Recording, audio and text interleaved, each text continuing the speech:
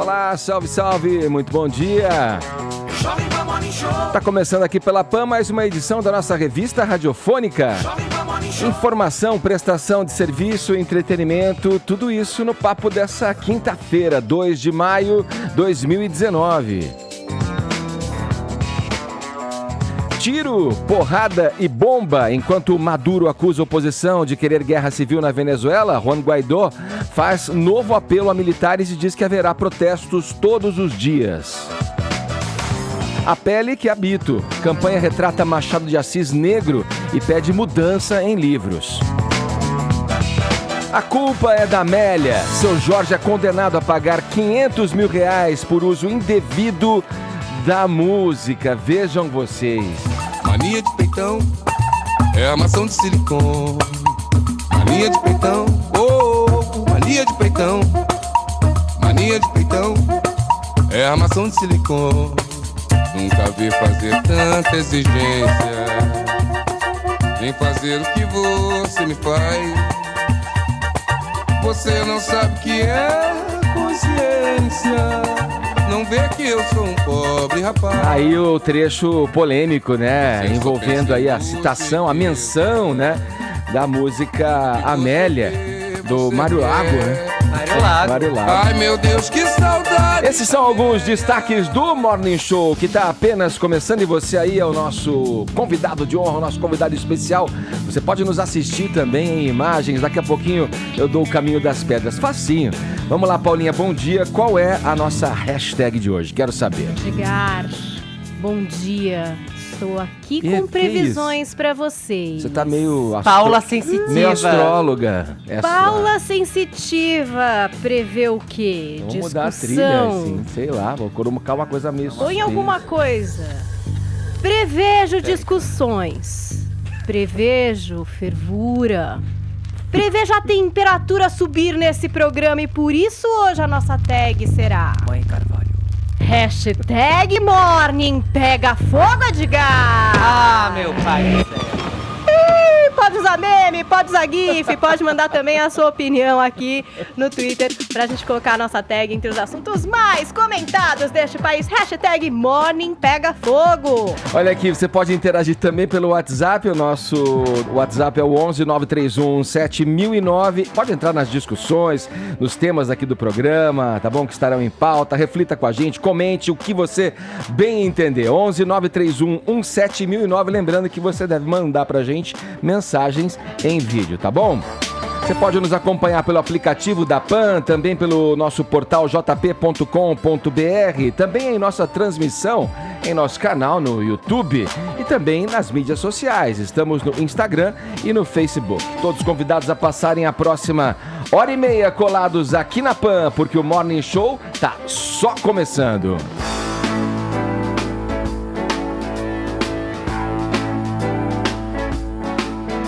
Vamos abrir o programa hoje falando de uma confusão, né? Vamos abrir aqui o Morning Show de uma confusão falando de uma confusão envolvendo o cantor sertanejo Eduardo Costa. Fefito, quer dizer que o cara se enroscou com mulheres casadas, é isso? Olha, Brasil, essa notícia é inédita. Mas dá uma geral aí, Fefito, para os desatentos como eu. Quem é Eduardo Costa? Vou dar. É inédita essa notícia, Brasil. Imagine você que um sertanejo foi acusado de ser mulherengo. Algo que nunca acontece nesse país, gente. Isso nunca acontece. O fato é que o Eduardo Costa estava fazendo um show lá numa cidade chamada Matelândia, no interior do Paraná. É uma cidadezinha que tem 18 mil habitantes. E lá nessa cidade, o Eduardo Costa passou a ser alvo, veja só você, ele que é entusiasta de determinadas ideias aí, ele foi alvo de fake news. O Eduardo Costa, porque começou uma boataria na cidade de Matelândia de que ele teria sido um matador de casamentos, digamos assim, que várias mulheres casadas desse município teriam se envolvido com ele no camarim, num rally rola quente, em algo que pegou mais fogo que o Morning hoje. Hashtag Morning pega fogo, lembra?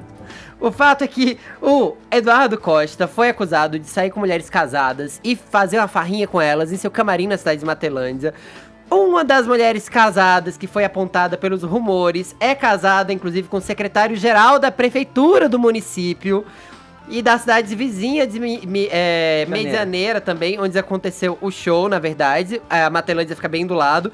E aí, o Beni Renon, que é o secretário-geral da prefeitura, diz agora que tem recebido ligações todo santo dia, chamando ele de corno e chifrudo e afins. Diz que a esposa tá batida, o filho de 17 anos tá passando vergonha na escola, o ambiente é todo filmado, em nenhum momento isso aconteceu. Disse ele ao blog do Léo Dias lá no UOL. O Beni acredita, inclusive, que os moradores inventaram a história pra prejudicar a imagem dele e levou o caso até a justiça. Foi uma maldade que fizeram, talvez fizeram isso por política, diz ele. Pode ser que eu saia candidato no próximo ano. Já identifiquei as pessoas, serão todas processadas. Há, inclusive, vários áudios dos moradores acusando o Eduardo Costa de pular a cerca com essas tais mulheres casadas. Portanto, se tem um lugar que está pegando fogo nesses últimos dias, não é somente o Morning Show, não. É também a cidade de Matelândia, no interior do Paraná. Eu quase li errado o nome dessa cidade aí, depois que você falou do Eduardo Costa. Ô, Vini, vocês querem? Não, peraí, Vini, fala uma música dele aí, só pra eu conhecer. Sapequinha. Sapequinha? Canta um trechinho aí, como é que é? Eu não vou cantar. Como se fosse um só poema, pra- vai. Tem várias do Eduardo famosas. Deixa eu ver se eu acho uma. Essa aqui que você Põe falou aí. aí, então vamos ver. Essa daqui? Pensa no trem bom, que trem gostoso. Hoje não tem choro nem ninguém. Eu tô chocado que você sabe a música de cor. Cai na minha lagoa, hoje eu sou jacaré. É hein? boa. Tá Mas bom. ó, Animou. vocês querem ouvir um dos áudios da moradora de Matelândia que acabou espalhando esse boato sobre o Eduardo Costa? Bem descomadre, né? Vamos ouvir só um, tá? São vários áudios que foram espalhados, a gente vai ouvir um agora. Você vai para o Você microfone? Nossa, você não é me ponto mandou, você secreto. poderia ter me Exclusivo isso, mandado hein? pra eu colocar aqui na... Deixa eu ver. Estão ouvindo, não? Vai lá, deixa eu ver. Ainda não? Vai. Vou te A atirar. Medianeira não ia ser certo, entendeu? Olha aí, ó, já trouxe discórdia para nossa cidade, para nossas famílias, para nossas... Eita. Eita, esse áudio secreto, O que se diz, gente. na verdade, é que, inclusive, nessa história, Decentes, teria acontecido flagra. E acabaram por fazer coisa errada aí, ó, tá vendo? Eu acho que é errado trazer esse tipo de gente aí. Tem que trazer só racionais e os malucão aí. Não, Olha. assim, essa mulher aí é cunhada da Luciana D'Agostini, casada com o tal do Beni, que é secretário do prefeito Teixeirinha. Meu. Ela ficou com umas mulheres lá, todas casadas de Medianeira, diz que perto do palco, lá dançando, se fresqueando. E daí, elas foram no camarim. Ele pediu pra mulher de macacão de preto do cara de Medianeira que ele queria sair com a mulher do Beni, ficar com ela pra dar uma, né? Gente! Exclusivo, hein? Caramba, hein? Camarim, tirando essas fotos aí, a mulher aqui de Matelândia casada. E o Beni, marido... Ô, Vini, lá, isso aí é ficou coisa do... sabendo, Você vê, então- do todo mundo tá sabendo, a cidade Não, e você inteira. Eu imagina. quero fresquear na frente do palco. Que coisa imagina. boa, não é? Imagina, uma cidade de 18 mil habitantes só deve estar falando nisso. Ô, Vini, qual que é a tua relação com essa notícia? Você tá nesse grupo de Você WhatsApp? conhece o Beni? Você vai nessa cidade? Eu conheço o Beni. Falei com o Beni ontem. Caramba, meu. Olha só, Vini, tem uma coisa também que pouca gente sabe, mas recentemente o Eduardo Costa também se envolveu em uma outra polêmica, porque ele volta e meia tá envolvido em polêmica nos relacionamentos dele.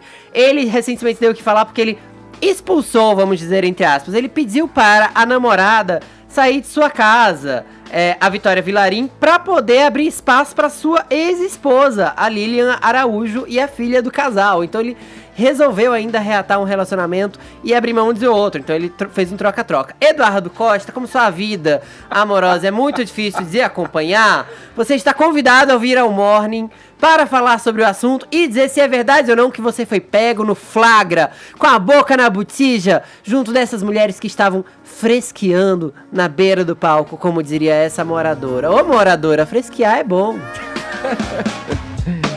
Vamos lá, ainda no mundo da música, mas agora o tema da nossa conversa é música mesmo de verdade, Paulinha. Não é a coluna social ou policial da música. Vamos falar aí de mais uma edição do Billboard Music Awards. Aconteceu ontem, né? Isso, O que você Edgar. destaca pra gente? aí? Ontem à noite, quem fez a rapa aí nos prêmios, se você tá acompanhando a nossa transmissão em vídeo, foi o rapper Drake, que levou 12 Esse não é o Drake, troquei se eu não me música. Foi mal, engano. foi mal. Agora sim estamos falando dele, o rapper Achei Drake, que que era. levou 12 troféus pra casa e pelo segundo ano consecutivo levou o prêmio mais importante da noite de melhor artista e ainda, Edgar, se tornou a pessoa com o maior número de prêmios na história do evento, 27 categorias vencidas até hoje. O Billboard Awards, Edgar, premia os artistas reconhecidos pelos charts da Billboard. Então eles têm muito a ver com os fãs, porque são os fãs que compram os álbuns, que ouvem as músicas e que dão essas métricas para os artistas. A grande maioria deles, inclusive, agradeceu demais aos fãs por terem conseguido aí ganhar as indicações e os seus prêmios. E o Drake, em especial, quando levou melhor artista, agradeceu a mãe, Edgar. Falou, tipo, minha mãe nunca desistiu de mim, sempre me levou ali pra aula de piano, sempre esteve comigo, mesmo eu demorando muito para decidir o que eu queria fazer na vida, ela nunca deixou de estar comigo nessa jornada. Foi muito legal. A Cardi B se destacou também, levou 2 prêmios, mas sabe quem levou o Icon Award, que é o prêmio de ícone, foi a Mariah Carey, Edgar. Ela que já colocou 18 hits no topo da Billboard, até hoje é a mulher que mais colocou aí músicas no topo dos charts. Ela fez uma apresentação que foi aplaudidíssima, inclusive pela Taylor Swift, que estava ali na boca do gargarejo. Ela fez um mashup, assim, com os hits dela, Hero, Emotions, We Belong Together, e também apresentou a música nova, I Know No. Ela falou dos memes no agradecimento que já rolaram com os erros que ela cometeu nessa vida no palco. Quem nunca, não é, Edgar? Mariah Carey, uma pessoa humana, admitindo ali... Não sei se ela é muito humana, não. Você acha que não? Cara, eu fiz uma entrevista com a Mariah Carey, acho que foi no... Ela é meio um ET. Começo dos anos 2000, alguma coisa assim, cara. Ela é a mesma coisa, não mudou nada, tá igualzinha. O que ela faz, Paulinho? Isso é dermatologista, Edgar. Tá bom. Chama dermatologista, Tá é bom. bem legal, a gente pode pedir uma indicação pra ela. E é claro que na noite do Billboard Awards, o que as pessoas esperavam mesmo eram as apresentações, né? Madonna! Quer começar pela Madonna? Eu ia começar pela Taylor Swift, que pela primeira vez levou pro palco o seu hit, a faixa Me, que é junto com o Brandon Urie, do Panic! At the Disco. Eu achei a apresentação mais legal da noite. Desculpa, Madonna, mas a Taylor Swift realmente colocou um show ali com bailarinos, fanfarra, explosão de cores. Eles vieram assim também pelo céu, pendurados em guarda-chuva, andando no teleférico, sei lá, aconteceu de tudo aí nessa apresentação de Me da Taylorzinha, que tá voltando com tudo, Edgar. Já mostra que não veio, entendeu? Pra fazer pouca coisa, não. Vai fazer estrago com esse seu novo álbum. E claro, a gente teve a Madonna, muito esperado esse regresso da Madonna pro palco, apresentando Medellín, essa faixa, junto com o maravilhoso Maluma, um homem por quem estou muito apaixonada. E a Madonna usou vários recursos visuais bem legais de holografia para mostrar aí as várias personalidades desse seu alter ego chamado Madame X, né, que é também o nome do novo disco. Muita gente falou que sentiu a Madonna um pouco insegura no palco, talvez com medo de cair e tal. Gente, super bem coreografado. Claro, Madonna não tem mais 20 anos, né, não vamos esperar grandes ousadias, mas eu acho que ela foi muito bem e esse efeito visual foi muito bacana para quem estava assistindo. Muito bom, exatamente, muito legal pela mesmo. televisão, uma interatividade muito legal dela, dos bailarinos. Eu gostei muito, parabéns, Madonna. E aí a gente pode fechar, claro que não se esquecendo de mandar um alô pra galera que é fã do K-pop do BTS, que levou 2 prêmios na noite do Billboard Music Awards. Esse grupo faz muito sucesso aqui entre os brasileiros, melhor duo e grupo. Foi destaque também ali nas redes sociais, se apresentou com a Halsey e fechando com o agradecimento do Imagine Dragons, melhor artista de rock escolhido pelo Billboard Music Awards, que disse o seguinte, ali na hora do agradecimento, Edgar: ainda temos 34 estados no país que não baniram a cura gay. 58% dos jovens LGBT moram nesses estados. Isso pode mudar, mas temos que pedir para quem faz as leis mudem isso. Nossos jovens dobraram as estatísticas de depressão e triplicaram o índice de suicídio depois de passarem por terapia de conversão. Então resolveram usar ali a hora do agradecimento para esse discurso. É isso aí, tem vídeos lá no meu blog, jp.com.br/Paula Carvalho. Boa, garota. Vamos em frente aqui.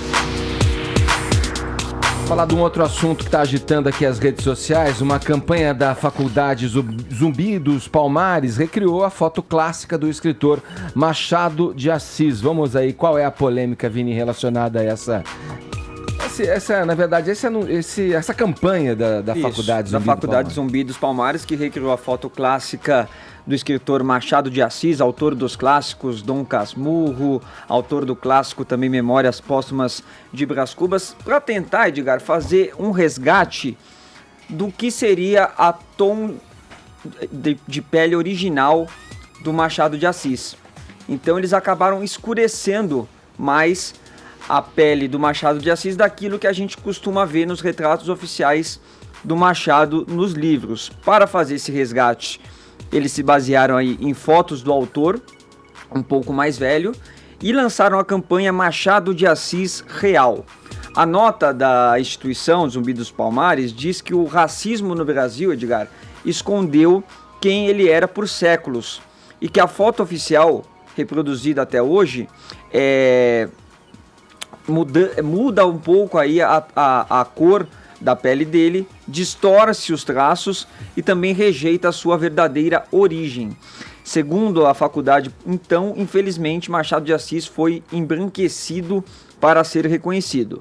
Então, se você entrar neste site aí que eles disponibilizam, vocês vão encontrar que é machadodeassisreal.com.br.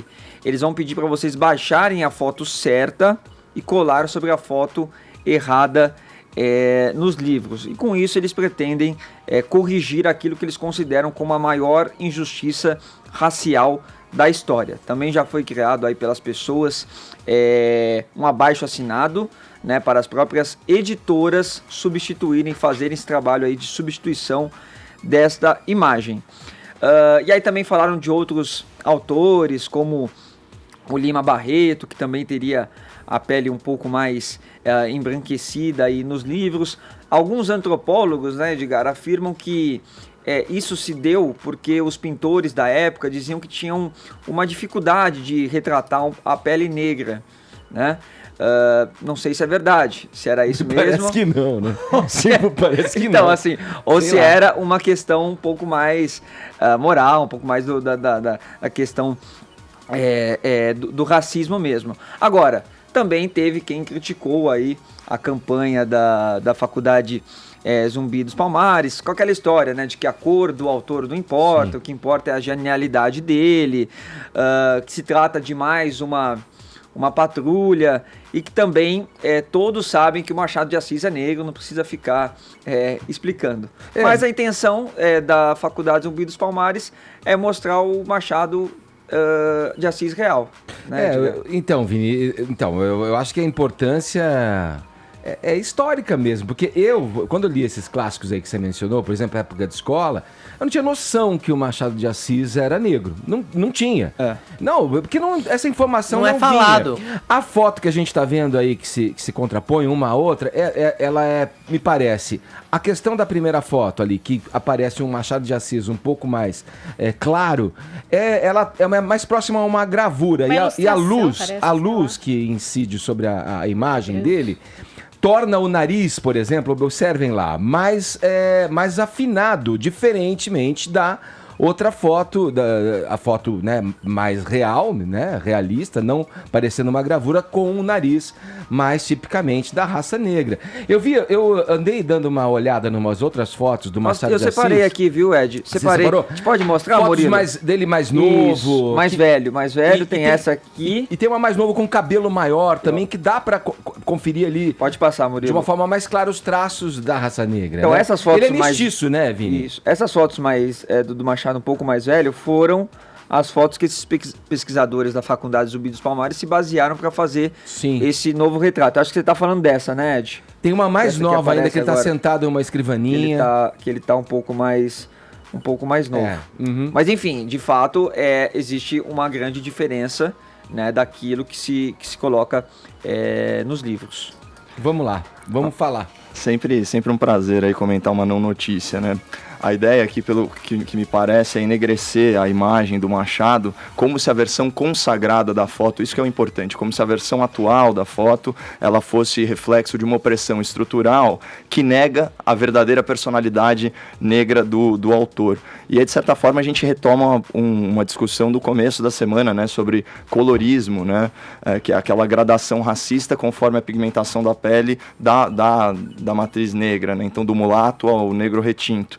Só que, para desespero aí dos coloristas de plantão, o Machado de Assis, ele é o exato oposto do seu mais famoso protagonista. Ele não é um defunto autor, ele é um autor defunto. Então, a sua obra, ela fala por si. E a obra do Machado de Assis, de certa forma, ela zomba, ela faz troça dessa iniciativa revisionista da Faculdade Zumbi dos Palmares.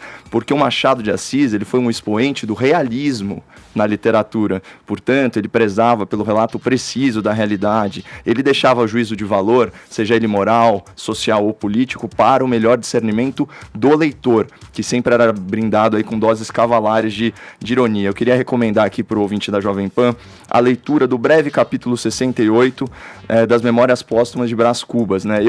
A minha obra favorita do Machado é Dom Casmurro, mas acho que não há dúvida que o opus magnum dele é Memórias Póstumas. O capítulo se chama O Vergalho. Vou ler pequenos trechos aqui. Era um preto que vergalhava, açoitava outro na praça. O outro não se atrevia a fugir. Parei, olhei, justos céus. Quem havia de ser o do vergalho? Nada menos que o meu moleque Prudêncio, o que meu pai libertara alguns anos antes. Perguntei-lhe se aquele preto era escravo dele. É sim, é um vadio e um bêbado muito grande. Tá bom, perdoa-lhe, disse eu.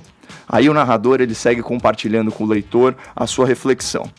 Era um modo que o Prudêncio tinha de se desfazer das pancadas recebidas, transmitindo-as a outro. Eu, em criança, montava-o. Ele gemia e sofria. Agora, porém, que era livre, dispunha de si mesmo, dos braços, das pernas, podia trabalhar, folgar, dormir, desagrilhoado da antiga condição. Agora é que ele se desbancava. Comprou um escravo e ia-lhe pagando, com alto juro, as quantias que de mim recebera. Vejam as sutilezas do maroto.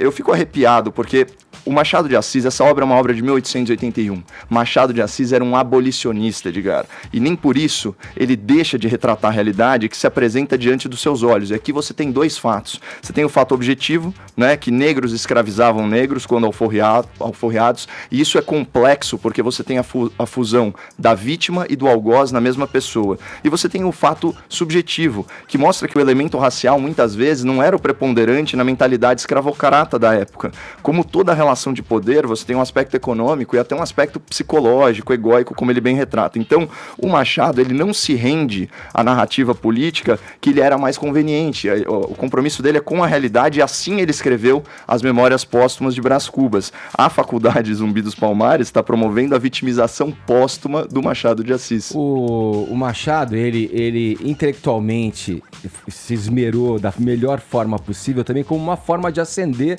numa sociedade que aí eu acho que não pode se dissociar dos costumes, né, das questões que envolviam aquele momento histórico do Brasil. Como você disse, ele é um abolicionista, mas ele ascendeu, ele como romancista, como cronista, como dramaturgo, como um literato, na verdade, se esmerou.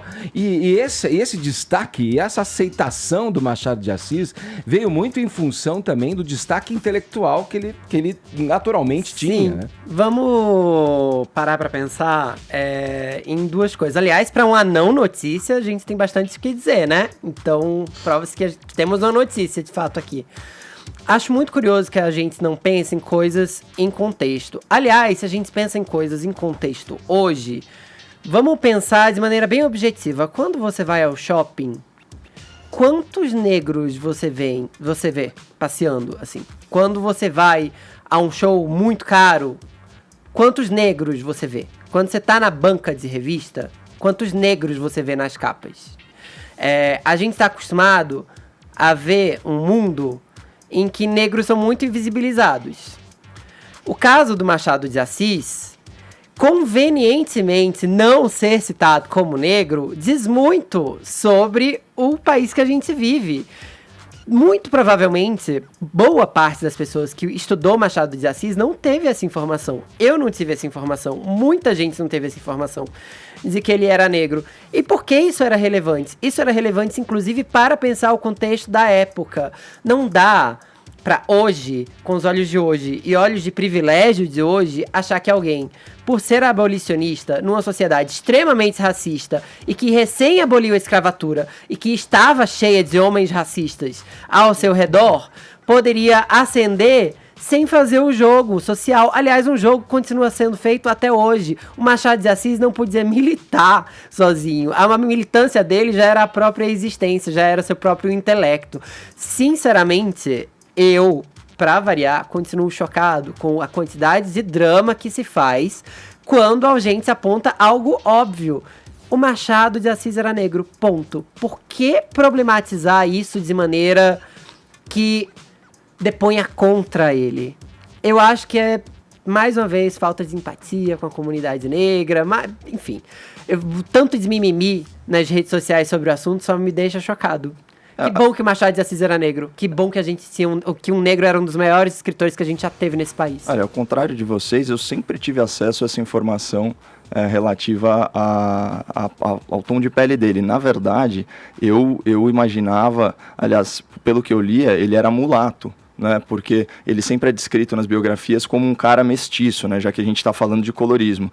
E não só isso, mas o importante é que esse movimento da Faculdade Zumbi dos Palmares, ele é incoerente com a biografia do Machado. Ele é um cara que nasceu no Morro do Livramento, certo? Então era mestiço, de família pobre. Ele mal teve educação formal. Ele jamais frequentou uma universidade. E olha que engraçado, né? Tem gente que é cheia de diploma, né? Mas vazia de conhecimento, e tem gente repleta de conhecimento, mas sem diploma. E tem gente elitista que só respeita o outro intelectualmente se ele vier acompanhado aí de papéis devidamente carimbados, né? Então, outra coisa para a gente pensar, né? O maior intelectual da literatura brasileira não tinha educação formal e sequer frequentou a universidade. Qualquer semelhança com a realidade contemporânea é mera coincidência. Mas o Machado, ele foi o que foi, não o que querem fazer dele. Ele nunca se fez de vítima. Esse é o ponto. A gente está traindo a biografia de Machado de Assis. Até porque ele nem está aqui para se pronunciar a respeito, né? Mas dentro desse movimento que a gente, até com base na notícia que a gente trouxe do colorismo nas capas da Vogue, você vê como isso perdura, né? na sociedade em que a gente vive, né? A nota, só para deixar claro, a nota que suscitou esse debate, essa conversa nossa aqui da faculdade, diz o seguinte: Machado de Assis, o maior nome da história da literatura brasileira, jornalista, contista, cronista, romancista, poeta, teatrólogo e, o que poucos sabem, negro. O racismo no Brasil escondeu quem ele era por séculos. As razões pelas quais a gente não percebeu, talvez você tenha tido o privilégio, não sei, de saber isso.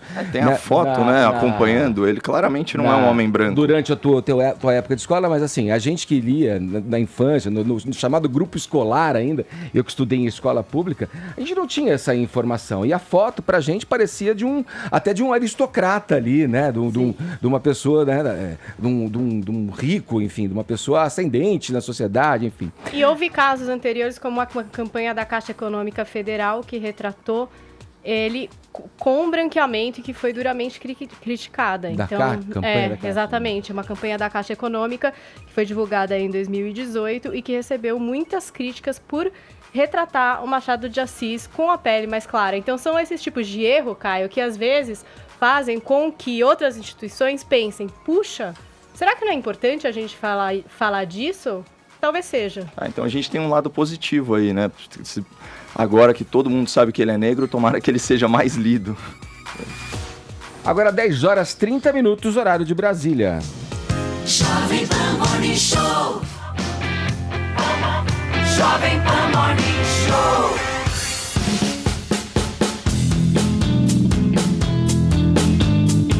Ontem, dia 1º de maio, foi o dia do trabalho e, como de costume, as centrais sindicais saíram às ruas do país. Em ato unificado, foi aprovada uma greve geral. Vamos conferir a reportagem da colega Natasha Mazaro.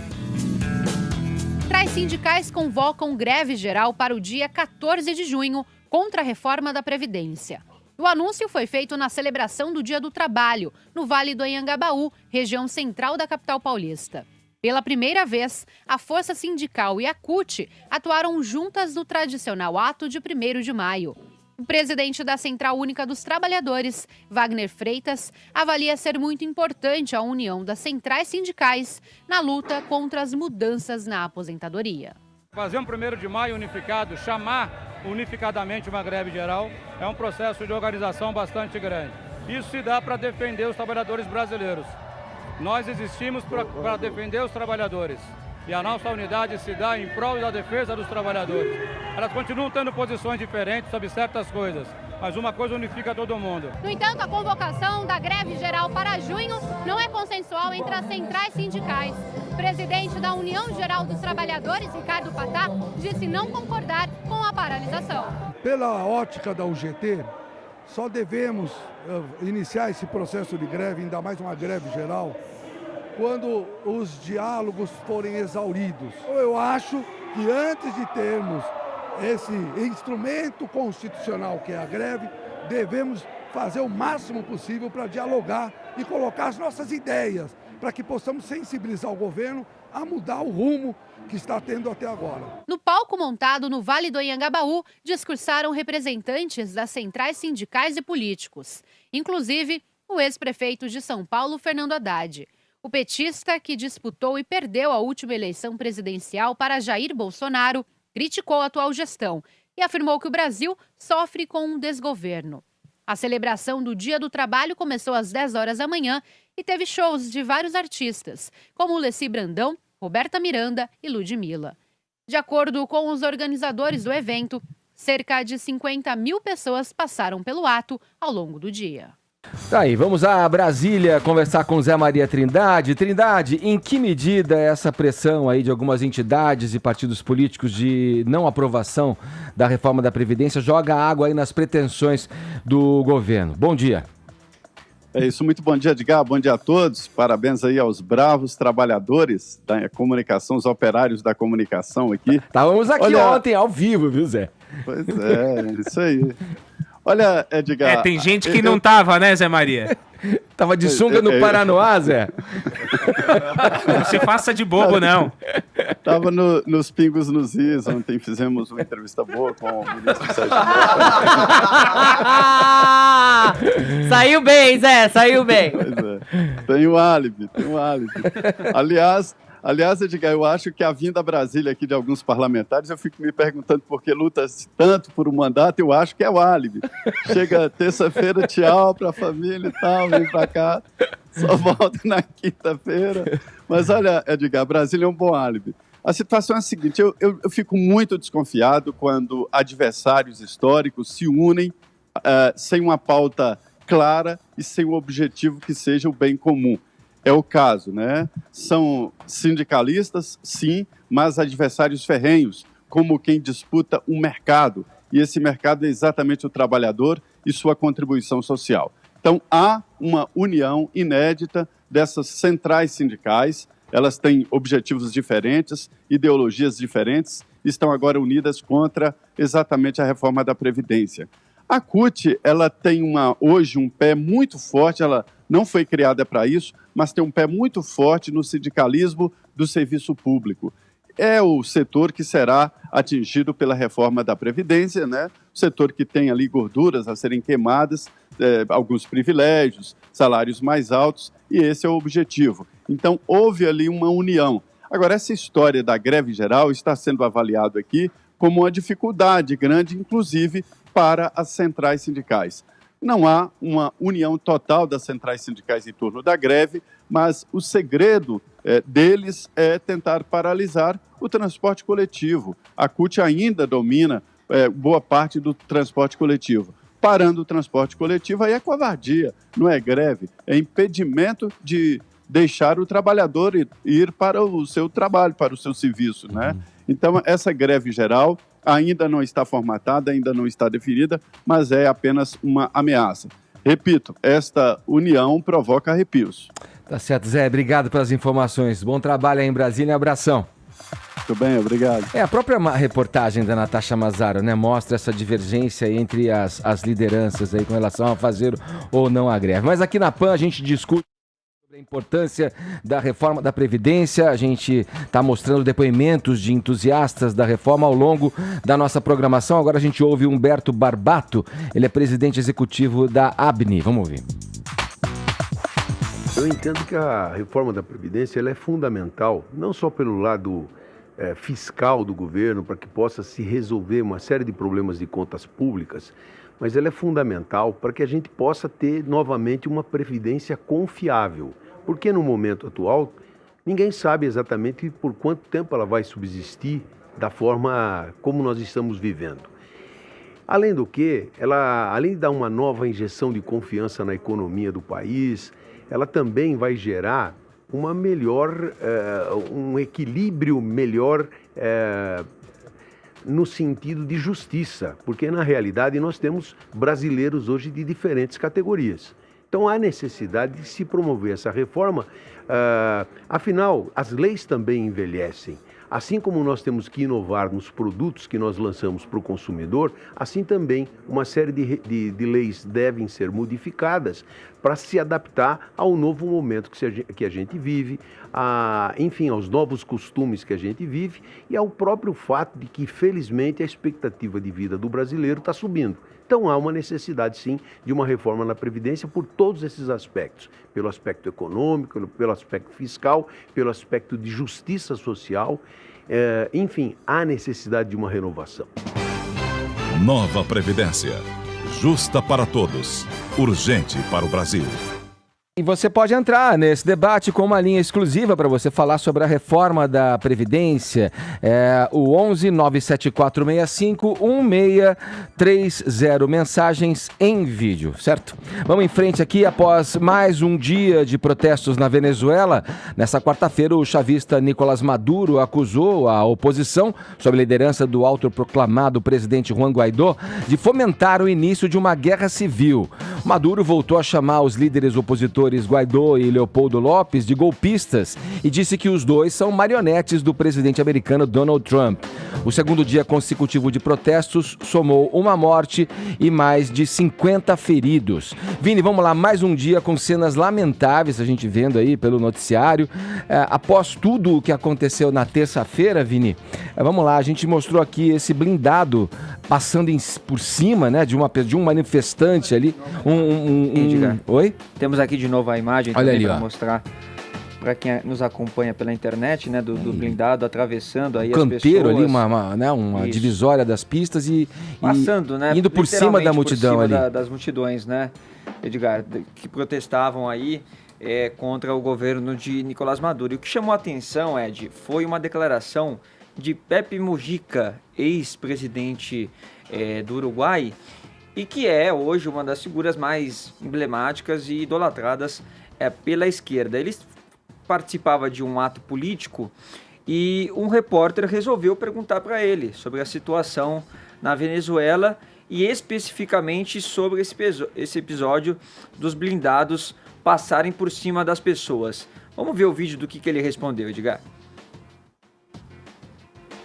¿Qué opina lo de las tanquetas atropellando gente, Mujica? Que no hay que ponerse delante de las tanquetas. ¿Nada más? Es una barbaridad. ¿Y quién mandó eso, a su parecer? ¿Maduro? Si usted sale a la calle, se pone. El que maneja las tanquetas o que ele diz, Edgar, a primeira pergunta, né? O que você achou sobre o episódio dos tanques passando por cima das pessoas?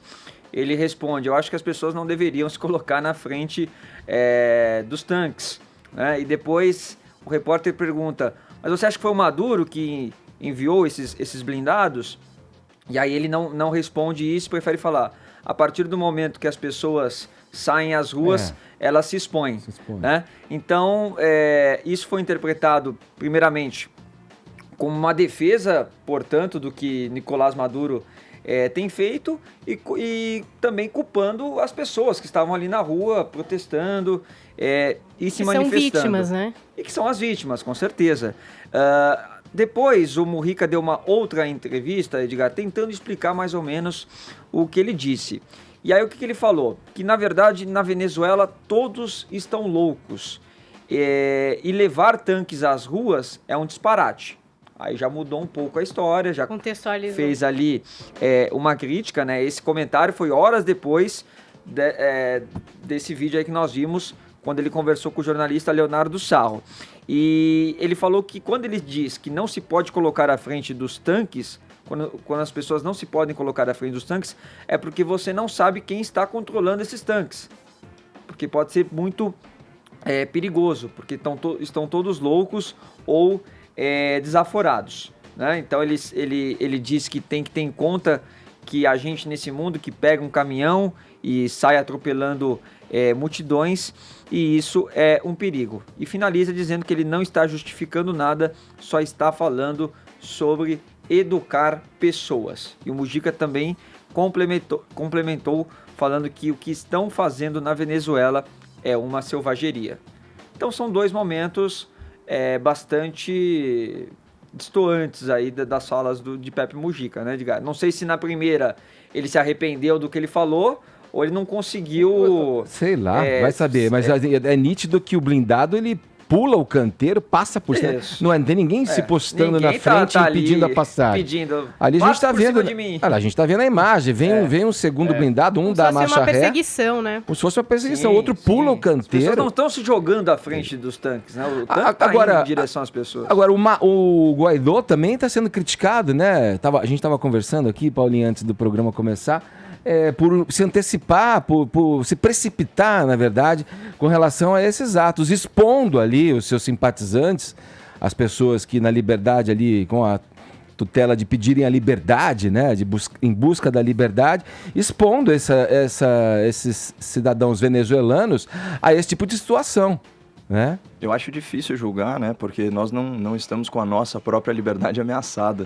Né? Imagina... Eu não emagreci 11 quilos no ano passado porque eu não tive acesso à comida, a minha família não está sofrendo com epidemia de tuberculose, eu não tenho um primo que morreu de sarampo e eu não conheço aí pelo menos umas 50 pessoas no meu bairro que se tornaram refugiados. Então, assim, quando a gente fala, estão se precipitando, estão indo em desespero para as ruas, a gente tem que contextualizar o sofrimento. O comando dele é o que eu me refiro. Né? Essa ação poderia vir precedida de uma estrutura melhor, inclusive para convencer os dissidentes militares a o apoiarem, né? Mas ele não tem armas, né? Quais são os recursos, né? Como toda tirania, a Venezuela fez o desserviço de desarmar a população justamente para torná-la refém numa situação de abuso de poder como essa. Agora, sobre a fala do Mujica, aqui é o clássico culpar a vítima, né? O Mujica culpando a vítima e depois relativizando seu próprio absurdo. Agora, vale sempre a gente prestar atenção no que ele falou de forma espontânea, que é assim, não há que se colocar na frente dos tanques. Ora, se esse fosse o caso, nós não teríamos aí, provavelmente, a imagem mais linda que a humanidade já contemplou, né, de resistência à tirania na Praça Celestial, na China, em 1989, quando aquele trabalhador, estudante chinês, se prostra aí na frente dos tanques. Até hoje não se sabe a identidade, né, e o paradeiro desse herói da humanidade. Mas enfim, eu nunca esperei muito do Mujica, ele vai acabar se traindo nas próprias palavras, é um protagonista do Foro de São Paulo, é um escravo da ideologia marxista, e aí, diante desses absurdos, né, em que o nosso lado humano ele prevalece sobre qualquer paixão política, o cara é incapaz de dar nome aos bois, de falar que a Venezuela é uma ditadura, de falar que o Nicolás Maduro é um tirano. A gente tem que amadurecer politicamente, muito politicamente, aqui no Cone Sul. Agora, só puxando a frase do Mourão lá, que foi tirada de um contexto e exibida num vídeo curto lá, que o Eduardo Bolsonaro, o Eduardo ou o Carlos, não me lembro agora, colocou, a gente até discutiu aqui, né, que ele falava da situação, mas você acha que com arma na mão a situação estaria melhor? Um cara com 38 contra um fuzil e um tanque de guerra estaria em pé de igualdade para buscar a liberdade? Eu acho que seria mais sangue pelas ruas. Você não acha, não? Eu acho que seria uma possibilidade, com certeza. Uma espingardinha de chumbo contra mesmo o fato do ditador Maduro não ter decretado a prisão do Juan Guaidó, mostra um certo enfraquecimento, e isso se deu por causa dessa demonstração de força popular, com as pessoas indo às ruas, ainda que desarmadas. Mas o ponto é, quando existe uma milícia na Venezuela, estimada em mais de 1 milhão de pessoas, essas sim armadas, além dos grupos militares, paramilitares e por aí vai. Agora, é muito mais difícil você conseguir domar uma população que pode exercer sua autotutela, né? Então, obviamente, os governantes se sentiriam menos... vamos dizer assim, menos estimulados a oprimir alguém que pode reagir. Edgar, isso aí É básico. Mas não estaria em pé de igualdade, não é possível, né? Você achar que com um tanque você vai ter alguma dificuldade com alguém que tem um 338, ou nem que seja uma pistola automática. Eu acho que a tragédia e o sangue escorreria com mais facilidade, não sei. Tanto é que, tudo bem, tem as questões diplomáticas, as questões de soberania nacional, mas o próprio governo brasileiro, e na sua tradição e DNA, acha que a solução diplomática é o melhor caminho, né?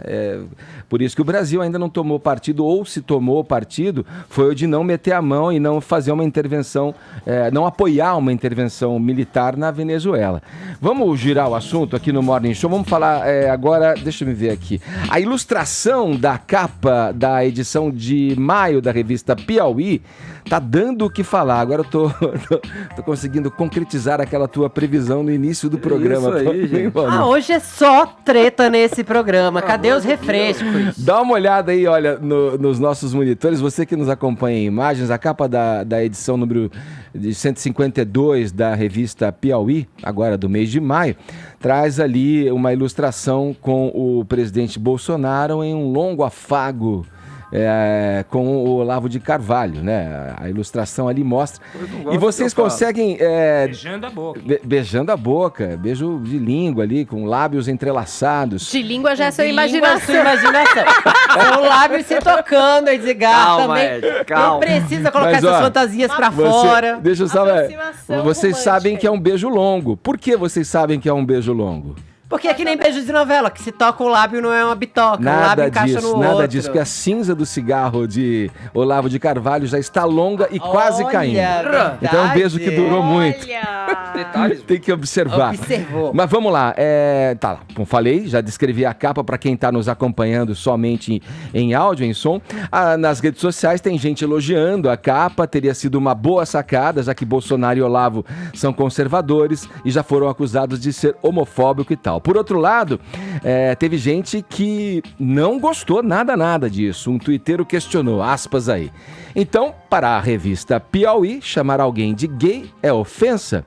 Interessante. Sempre achei que a esquerda era a mãe do preconceito. Fecha aspas, quero saber aí o que vocês acham. Vamos lá. Quer começar, Caio? Posso começar. Na verdade, isso daí é um meme, né? É o beijo fraternal, é um meme pré-internet.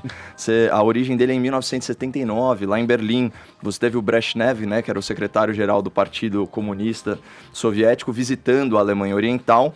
E aquele monstro da Alemanha Oriental, o Honecker, ele deu um abraço e um beijo entusiasmado, que era como os políticos comunistas se cumprimentavam, né, com um beijo no rosto, mas esse beijo foi bem mais cálido, né, por assim dizer. Foi uma foto muito simbólica, porque ela mostrou a união, na verdade a subserviência, a sujeição, a vassalagem da Alemanha Oriental em relação à União das Repúblicas Socialistas Soviéticas. Bom, em 1990, portanto depois da queda do Muro de Berlim, quando o muro eram apenas escombros, essa foto do Honecker com o Brezhnev virou um grafite, né? E embaixo do grafite está escrito uma frase linda, que é: meu Deus, me ajude a sobreviver a esse amor fatal, o amor histérico pela utopia comunista, né? Bom, logo depois a gente pode fazer aí um fast forward na história. Teve uma outra data marcante, foi a campanha publicitária da Benetton. Eu não consegui apurar se é 2010 ou 2011, mas mostrava o Papa Bento XVI com um imã sunita, né? Então uma liderança, e essa não era nem com ilustrações, eram fotos reais mesmo, né? E a campanha se propunha aí a combater a cultura do ódio, ofendendo as pessoas, o que é um grande contrassenso. Tinha o Obama beijando o Hu Jintao, o Obama beijando o Hugo Chávez, a Merkel e o Sarkozy se beijando também. Então, assim, do ponto de vista criativo e editorial, para mim a capa da Piauí não agrega muito, até porque é a segunda vez que eles usam esse meme. Eles já tinham feito uma capa idêntica com o Cunha e com o Temer. Isso, exatamente. Fala, Fefito! Você tem lugar de fala? É só treta, olha. Ai, peraí. Até, mesmo aqui na Rua Augusta, a gente vê grafites do Pelé abraçando carinhosamente David Bowie, Bob Marley, sei lá, as celebridades vão mudando. Pessoalmente, eu vou falar por mim, tá? Porque não tem receita pra ser gay, não. Então, assim, muita gente acha que pode me dizer como eu tenho que ser na minha vida e vice-versa, não é o caso. Eu não me incomodo com essa capa. Dito isso, porque eu acho mesmo, assim, que tá rolando uma relação de amor ali, e desde quando um beijo entre homens, entre mulheres, ou entre homens e mulheres pode ser visto como algo ofensivo? Pra mim, eu, pessoalmente, prefiro desmistificar o que pode vir de preconceito e pensar um beijo como ele é. Só um beijo. Dito isso, a gente vê que muitas e muitas e muitas vezes o beijo entre dois homens, ele é usado de maneira a ironizar, quando não humilhar homossexuais, quase como se fosse um defeito. Imagine você que você tem, sei lá, um amigo, ou melhor, um inimigo, alguém que você não gosta, que você sabe que é gay, e toda vez que você quer ofendê-lo, mas você não quer tirar do armário, você trata de fazer piadinhas como se você desse a entender que ele é gay. Você tira, mas não tira do armário. Isso é uma maneira pejorativa de tratar a homossexualidade, quase como se fosse um grande defeito. As pessoas são o que são. Ser gay não é um defeito, ser gay não é uma piada. Eu entendo quem se ofende com a capa. Eu, pessoalmente, não me ofendi, mas acho que, ao ver imagens de homossexuais ou de lésbicas se beijando, você tem que pensar no porquê essa imagem tá ali. Ela tá ali pra ridicularizar alguém ou pra provocar algum tipo de pensamento? Em mim, especificamente, essa imagem só diz que o Bolsonaro e o Olavo de Carvalho estão alinhados em tudo. Não estou falando de sexualidade. O Vamos Bolsonaro, deixar bem claro. Ele vira e mexe, ele costuma brincar também. Quando, por Casamento, exemplo, né? ele faz é uma alusões, metáfora né? que ele curte. Isso, até quando ele fala do Rodrigo Maia, principalmente do Maia, ele fala... A gente "Não, tá tô namorando lá o Maia." Então acho que faz parte da revista fazer uma provocação, né? Até como o Caio falou, assim, de algo criativo. Não vi problema nenhum também na capa, não. É que assim, quando a esquerda ela retrata os seus adversários políticos em uma cena de viés homossexual, isso denota crítica, né? Então talvez haja aí sim uma pontinha de homofobia, o que seria uma enorme contradição, né, dentro da visão progressista das coisas. Agora, isso sujeita uma discussão... suscita, na verdade, uma discussão válida, que é a seguinte, né? Eu, enquanto heterossexual, eu posso me sentir ofendido e difamado se eu for retratado como um homossexual? No caso dos dois ali, em evidência... Ou qualquer pessoa. O objetivo foi esse, né? Agora, A o justiça uso brasileira de uma... permite que a gente procure os nossos direitos se a gente se sente ofendido. A campanha usa uma estratégia criativa, que foi, como você falou, como você trouxe, mostrada na história, para fazer um uso da liberdade de expressão e, obviamente, mexer com dois personagens conservadores que já tiveram provocativo, gente. frases é proposital. homofóbicas. Basicamente Claro, isso. Eles poderiam estar numa outra cena que também passasse a mesma ideia de que eles, estão ali estão ali parças em alguma coisa. Foi escolhida essa especialmente pelo discurso do Bolsonaro. É uma provocação clara. E não sei se provocou, não sei. Aí a gente teria que perguntar para o presidente se ele ficou provocado por essa situação. Eu, particularmente, não... O que você achou, presidente? O que você... Tem mais coisa para fazer, tá ok?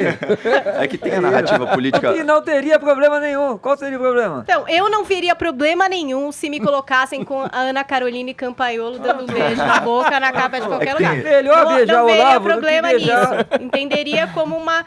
cutucadinha provocativa mandou um que eu não ligaria. recadinho? Não, é porque as pessoas gostam de antagonizar. Sim, Então procurei sim. alguém que já Olha esteve aqui aqui no programa. Eu não me importaria. Pelo menos eu posso estar beijando, tem gente que não pode, tá preso. Vamos só fazer um resumo da ópera. Vamos só fazer um resumo da ópera, gente. Ser gay não é piada e ser gay não é defeito. Então, assim, primeiro, que tirar alguém do armário é violência. Mas, dito isso, não trate seu coleguinha gay como uma piada.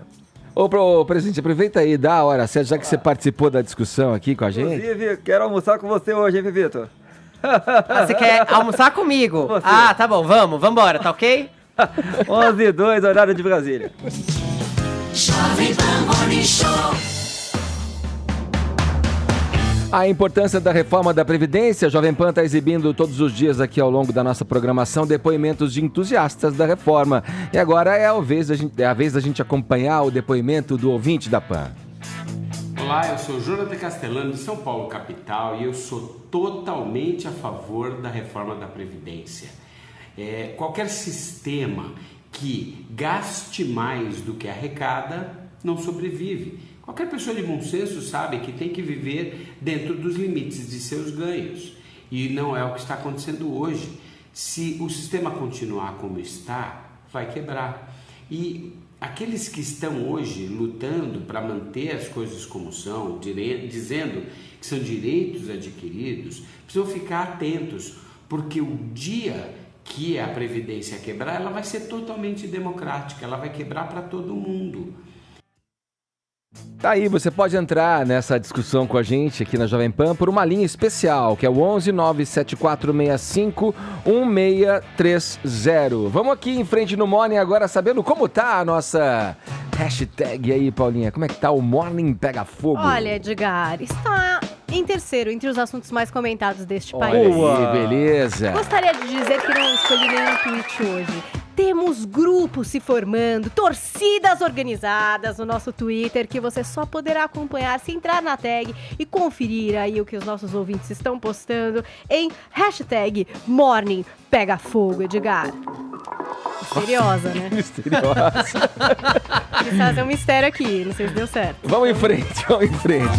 Tá aí, essa referência, essa menção, a música do Mário Lago, Amélia, né? Tá causando aí uma certa dor de cabeça pro seu Jorge, hein, Fefito? Uma certa dor de cabeça e um grande prejuízo, eu diria. Uma porque, bela olha grana, só, hein? Ele foi condenado pela 29ª Vara Civil do Rio de Janeiro. Essa condenação é em primeira instância, ou seja, ele pode recorrer por uso indevido de trechos de Ai Que Saudade de Amélia, de que, pra quem não lembra, é do Mário Lago. Grande ator e compositor. Em Mania de Peitão, que foi lançado em 2004, ele usa alguns trechos dessa música. E ele alega que a música era mesmo usada como homenagem. Esses trechos eram usados como homenagem. Só que a família do Mário Lago não gostou nem um pouco disso. Ele foi condenado a pagar R$500 mil em indenização à família dele, com correção monetária desde a sentença e juros de 1% desde a citação. O que a família dele diz, na verdade, ou melhor, o que o seu Jorge diz antes de mais nada. Em 2004 ele lançou a música, e aí a música tava dando os créditos, mas quando foi lançada no exterior, na França, em outros lugares, por exemplo, o nome do Mário Lago e do Ataúfo Alves não aparecia. Então, ele já recorreu até as editoras, já pediu para retificar o erro e, inclusive, acordou com a família de que 50% dos direitos da música seriam passados para ela. Acontece que a família viu que entre 2004 e 2006 não houve pagamento de direitos. Então, segundo o jornal Extra, a família está muito insatisfeita com a música. Diz o seguinte...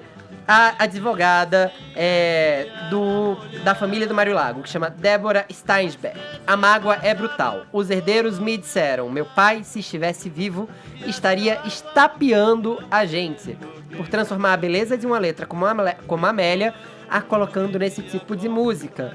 É o direito moral do autor, tem quem ceda música de graça e quem prefere não liberar por dinheiro nenhum no mundo.